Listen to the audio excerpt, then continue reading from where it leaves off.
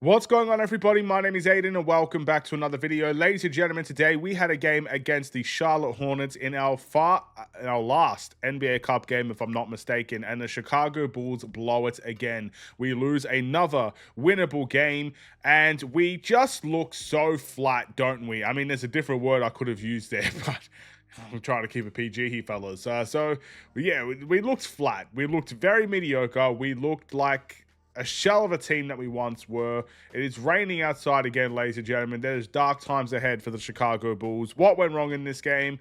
Well, ultimately, once again, it's the same old story, is it not? It's a defensive end. This time, I do have big problems with our offense as well. So let's take a deeper dive into that in this video. Before we get any further, if you like the video and you want to see more from me, drop a like, drop a follow, and or subscribe if you are new. And let me know what you guys think about the Chicago Bulls, their game today, and your player of the game as we lose this one. As I open my phone to check, 123 to 116. Now, this Charlotte Hornets team had a 5-14 record, one of the worst defensive teams in the league. Yet it didn't really seem to matter because the Chicago Bulls, for whatever reason, made things easy for the Charlotte Hornets, I would say. Charlotte is not a team that defends well in transition, from my understanding, and they're not the best paint protection team as well. So what did we do? We felt slow and lethargic for the most part. We actually played well when we did drive to the paint. Oh, if only we did it more often. And we shot too many threes. And a lot of players didn't make those threes. And that allowed for the Charlotte Hornets to pretty much have it smooth sailings for the majority of the game. I mean, we actually did go on a run in the third quarter. We tend to play very well in those third quarters as well. But with that third quarter, what was that run made of? Does anybody know? Does anybody want to raise their hand and answer the question that the teacher's providing? Let me teach. Let me teach. What happened in the third quarter was the Bulls attacked the paint a lot more than any of the other quarters. Kobe White had a 14-point run on his own, if I'm not mistaken. A lot of that was attacking the paint, attacking at will. There was no rim protection whatsoever in that paint, and that was for a variety of reasons. It was because obviously there was a clear mindset and maybe there was a clear vision to attack the paint in that quarter. When you have guys like Jalen Smith and Vucevic that are very good from the three-point line for most nights, it allows that paint to be spread wide open and Bulls players can attack it. And that's exactly what we did. Josh Giddey did very good at it for some of those moments as well. And we actually went and had a lead in this game. You could say that compared to the Hornets, compared to the Pelicans, sorry, is a bonus. We actually did something. We actually did have the lead. It didn't last very long, though, ladies and gentlemen. And that is where my big offensive problems lied. We just went with the wrong aspects of our offense. We went too stagnant behind the three-point line, and we didn't actually do what works well for us in this game, and that was attack the paint more often. That's how I view it, at least. Now, we can take a look at the stats if you like, if you think I'm wrong about that, but that's just how I felt. I felt like there were too many players that were too stagnant, and shots weren't falling from there. So I'm looking at, I'll give you an example. Kobe White went on that 14 or 11-0 run, whatever it was, and a lot of that was attacking the paint. I'm pretty sure Kobe White from 3 was 1 from 6. So he went with the paint in the third quarter, but for the majority, he went with something that didn't work. And that hurts, ladies and gentlemen. That hurts this Bulls team to go 1 from 6 from 3. But altogether, the Bulls shots. Where's the three-point shooting? They shot 22% from 3. They shot 36 attempts and they made 8.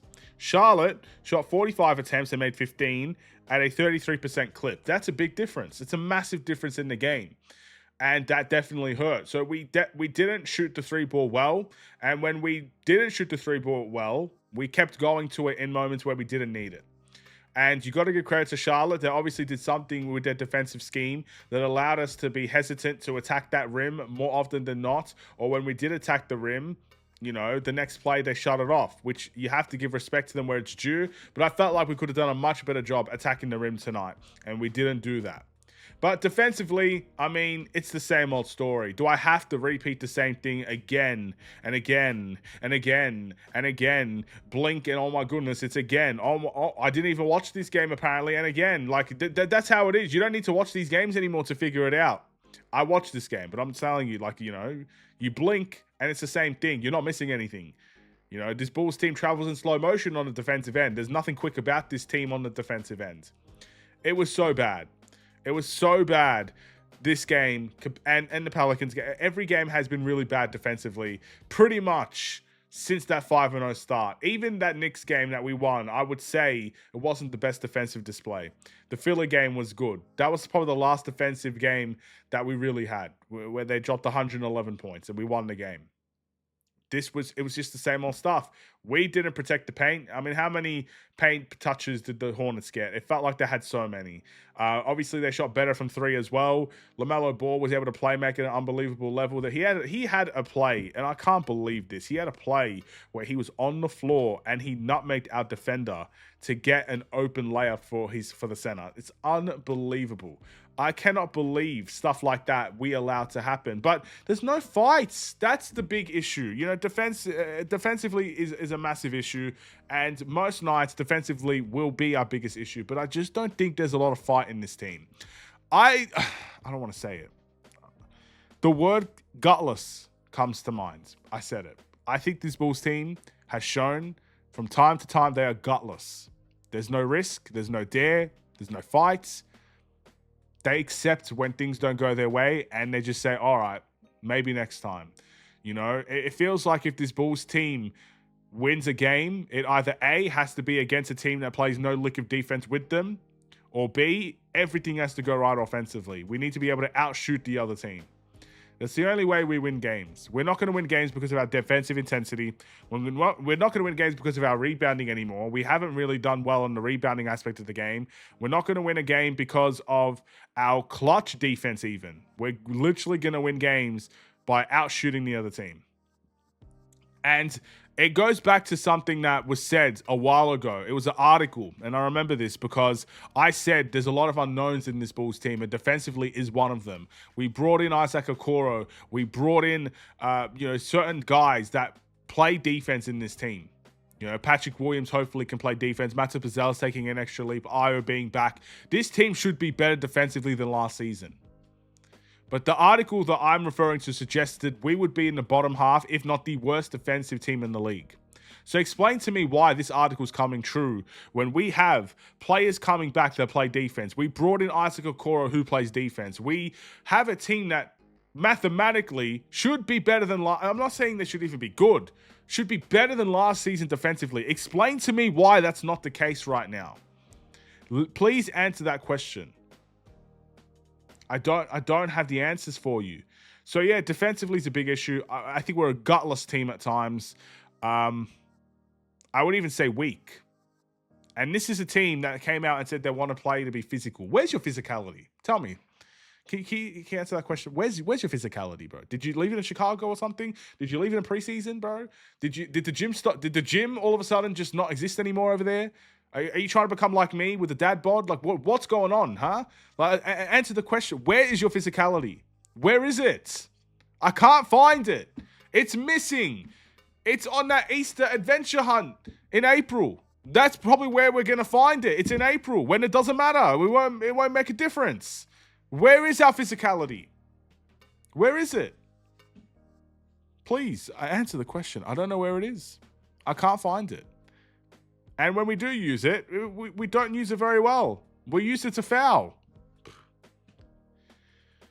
Like I said, same old story. Same old story. Now, that's not to say some players didn't have good games. Josh Giddey I think he had another triple-double, did he not? He played an unbelievable game. He had a whopping, we'll take a look, 25 points, 11 rebounds, 9 assists. He didn't have one. He had 1 steal as well. 0 turnovers, +6, in the plus minus. Kobe White, I did ridicule him for his 3-point shooting today, 1 from 6, but he had 25 points, 2 rebounds, 4 assists, 11 from 23 from the field altogether, so 47% isn't too bad. He got to the line 3 times. Josh Giddey got to the line 7 times. Matas Buzelis, here's the thing about Matas Buzelis, right? Why does this guy not attack the paint more? He's another one I'm asking, bro. Where's your physicality? Why aren't you attacking the paint more? The first play that we scored in this game was a Matas Buzelis dunk. It was a bounce pass to a cutting Matas Buzelis who literally just yammed it down with the absolute biggest authority. You'd think he'd be the best slasher in the world, how he dunked that down. And then the rest of the game, You don't see him doing anything like that until the end of the game when the points are already, doesn't matter. He takes a layup at the end of the game. Most of his points were trying to shoot threes. I don't get it, bro. I don't understand this team. I don't understand why we completely go against what works. I never understood it. When we won those 5 games in a row, I know we were making threes. I'm not saying we weren't making threes because you have to make threes in this league to win games. But we attack the paint a lot more than what we do now. We attack the paint a lot more than what we do now. Whether it was Josh Giddey or Nikola Vucevic or Ayo Dosunmu or Matas Bazelis himself. Like, these guys attacked the rim. They made threes, but they attacked the rim. Their game wasn't so predictable. I look at this team now, and I already know what's going to happen. Defensively, we're not going to do anything. Defensively, you may as well play with your eyes closed. You might have better luck. At least you might get a couple more steals in there. But offensively, we are chucking up threes like we're the prime Golden State Warriors. So we're never going to be that type of team. We're not going to be good enough. If you have, like, no disrespect, but if Josh Giddey is in your team, you should be, you shouldn't be stagnant on the three-point line. You should be moving. And Josh Giddey himself is not the best three-point shooter. So take that out of the picture right away. So you should be moving for him. This team doesn't move a lot. And Josh Giddey's still getting 9 assists, and he's playing with teammates that don't move for him that often. We should be doing so much better, man. We have the caliber of team to not lose to the Charlotte Hornets and not lose to the Pelicans and not barely beat the Wizards and not lose by 36 to the Miami Heat. But this is what we're dealing with now. So how many times can I sit here and tell you that we have the team to do this, we have the team to do that? Somewhere along the line, it's either going to be we don't have the team that does this, or we're going to be saying, why didn't they do this at the beginning of the season? They're either going to turn it around and show something to this Bulls fan base that we haven't seen since the beginning of the season that makes us question why we went through the patch that we went through, or they're never going to prove anything and we don't have the team that we expected to have. But we should be better than this. 9-9 is a great thing, by the way. We're still 500. I would take that all the time compared to last season where we finished below 500, but it was barely. I still think this is better than last season. But my goodness, this stretch is so bad. And we have played so bad. And I don't see the reaction. This is why I called it gutless. Because there's no reaction to the games that we are seeing. I will say this. We should react against the Pacers, a back-to-back. You got humiliated again in a game that you should win against the Charlotte Hornets, who did play well, who brought the intensity, who fought really hard, but are not better than you. Outside of LaMelo Ball, no one on that team is better in our starting 5 or our bench. That's how I view it, at least. If I'm wrong, I'm wrong. If I'm wrong, I'm wrong. If you believe that, maybe Bridges. But other than that, like, there's not many players on the Charlotte Hornets team that you could honestly sit here and say are better than the Chicago Bulls players. That's why they have 5 wins on their season, or 6 now. Whatever. We should be better than that. So the response needs to happen against the Pacers, who don't have their best player. Will we see it? Toss up a coin. 50-50 chance. I've got no clue. I'll see you tomorrow. My player of the game is Josh Giddey. I mean, it's demoralizing. The team sucks the life out of you. And they play with no life anyway. It's crazy. They're vampires. I don't know. Anyway. Bye.